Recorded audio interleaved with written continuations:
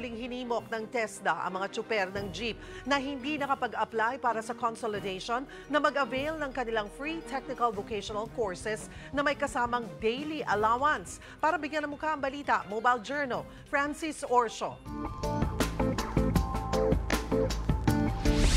Namemiligrong mawalan ng trabaho ang mga tsuper na hindi nag-consolidate ng prangkisa. Pero worry no more, sabi ng TESDA. May mga alternatibong trabaho raw kasi na pwedeng pasukin sa pamamagitan ng libreng technical vocational courses.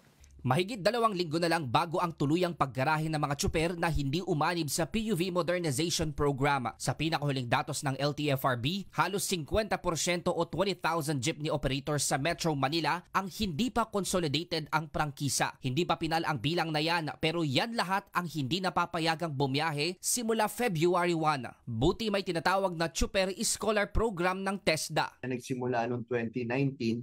Doon kasi nagsimula yung usapin ng PUB Modernization Program. Ito ay isang programa na wherein we are giving upskilling, reskilling, and retooling sa ating mga tsuper. Hindi lang mga tsuper, pati na rin ang kanilang mga pamilya or beneficiaries nila. Mula nang maitatag, mahigit 30,000 na ang natulungang tsuper ng programang ito. Hindi pa kasama ang mga miyembro ng kanilang pamilya na beneficiaries din. Pero ano-ano nga ba ang kurso? Pwedeng upskilling tulad ng driving heavy equipment courses na makatutulong para madagdagan pa ang kaalaman sa pagmamaneho ng mas malaking sasakyan. May mga non-driving courses din para sa alternatibong trabaho gaya ng welding, cookery, carpentry, agriculture, lalo na ang mga nasa probinsya o di kaya automotive technician. Lahat ng yan libre at may allowance pa. Libre ito lahat at meron po silang natatanggap na daily allowances na malaking tulong talaga sa ating mga tsuper at magkakaroon pa po sila ng training and assessment hanggang sa makakuha po sila ng national certification kung anuman